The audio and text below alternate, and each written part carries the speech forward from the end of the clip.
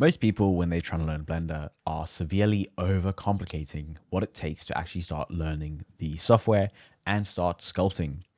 And to prove that, I am basically only going to use about 5, 6 brushes. And throughout that process, I'll show you what they are and why you need to use them and how you should set up your Blender scene with those brushes to make your life a lot easier. Let's go.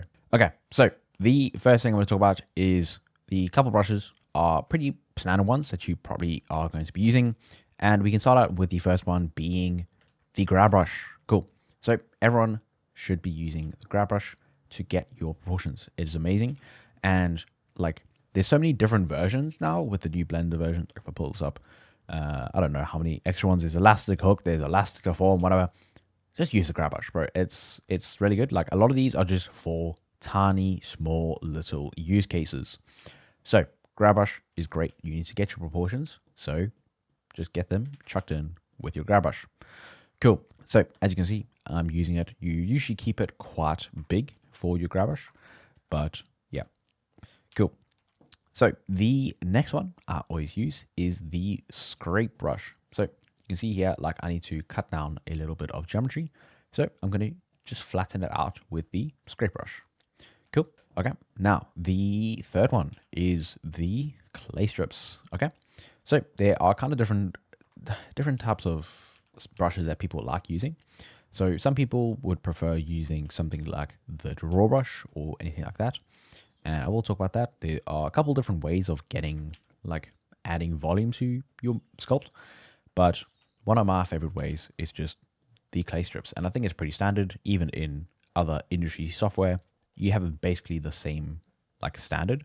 Will be very similar. So yeah, the clay strips is amazing. You can change, like, how the fall off is in terms of, like, I think we can go to the brush settings. Yeah, so we have the tip roundness, and you can see, like, there, you can make it a very smooth brush if you want. But essentially, I'm going to be pairing it with other brushes like the smooth brush and the, as I said, the scrape brush. And essentially, all of these are going to go together into a good group of brushes to get my sculpt and how I get my shape. Because, like, it's just generally, you just need to stop overcomplicating it, because all of these are going to get you into the right shape you need. And I mean, essentially, like, a lot of people will just, like, say, oh, you need this one, or this one, but you don't need to overcomplicate it. And the thing I've done also to change it is, like, it could be difficult to learn the hotkeys of the different ones. And essentially, also, something I found out today is Blender changed it so that you can't just hover over them and show the hotkeys for some reason. And I'm not sure why, because we used to have it. I think it's something to do with the asset library. But yeah, weird decision. Kind of dumb, in my opinion, because it's kind of standard that you can just hover over stuff to get the hotkeys in Blender. So if you guys know how to show them now in the newer versions of, like, Blender 5 and whatever, tell me. But the thing I've done with my sculpting tools is I have changed the hotkeys to be from, well, the default ones are still there, I think, but essentially my hotkeys now are 1, 2, 3, 4, 5. Okay, so I think this is something I learned from another sculpting channel when I was, like, learning ZBrush and stuff. But essentially, the thing I've done is 1 is bound to draw, and that's probably one of the brushes I use the least. Then 2 is bound to clay strips. Okay, so 2 is my clay strips brush, and then 3 is for crease, like this. 4 is for the grab brush. I think, honestly, my muscle memory is so, like, locked in that I do generally still use the G for grab brush instead of 4. And then the 5 is bound to scrape.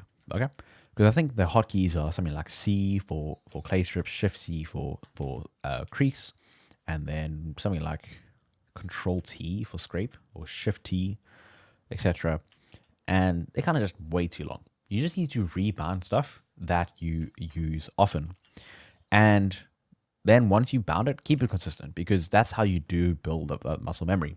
A lot of people complain about the hotkeys inside of Blender, and, like, I've literally had people telling me that it's like a command line, and it's like, it's not a command line. It's basically just you build up the library of hotkeys that you use as you go along. there's stuff that you can do to make it easier for yourself when you're trying to learn.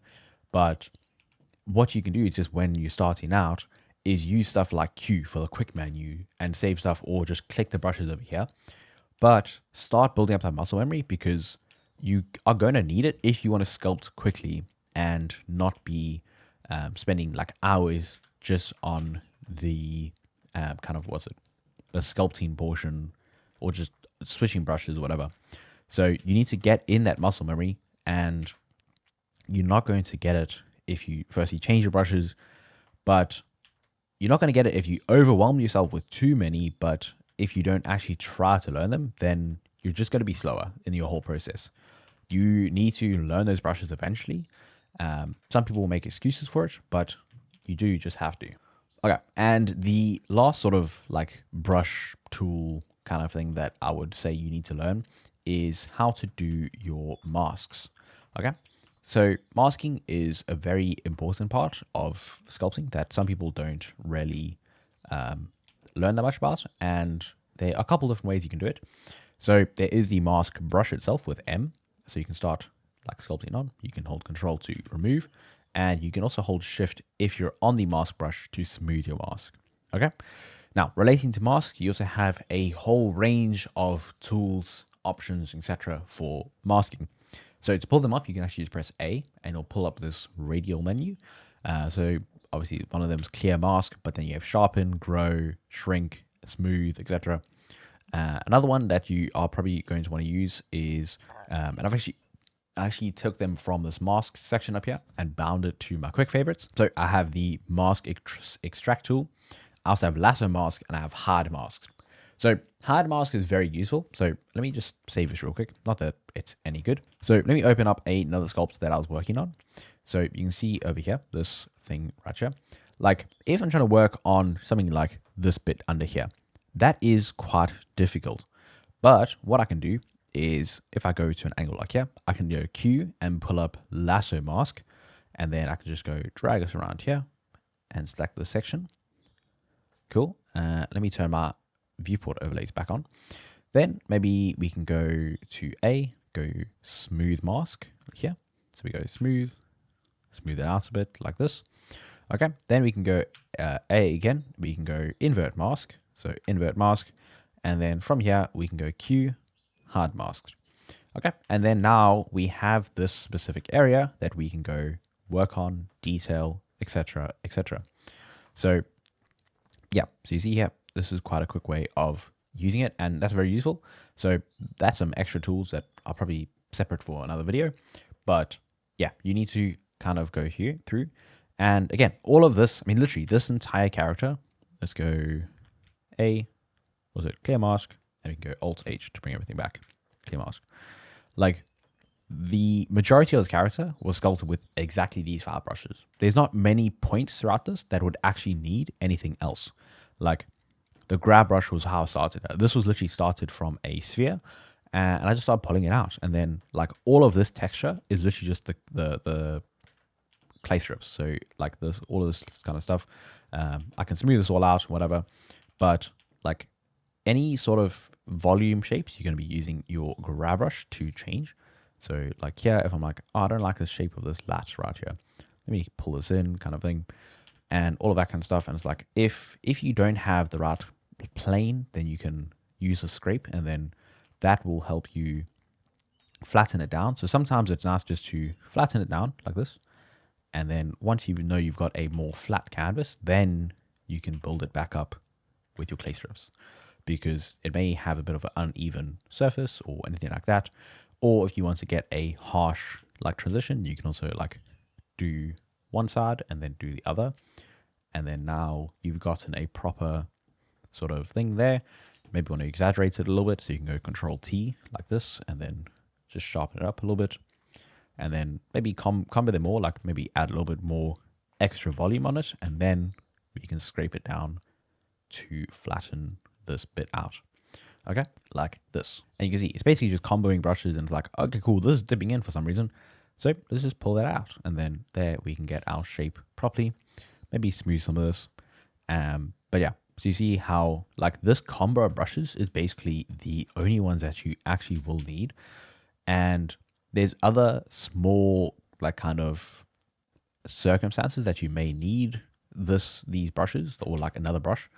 And in those circumstances, you can just go like select them. And there's not that many other ones that I would even recommend. Like the only other ones would be something like, I don't know, one of the blob or inflate.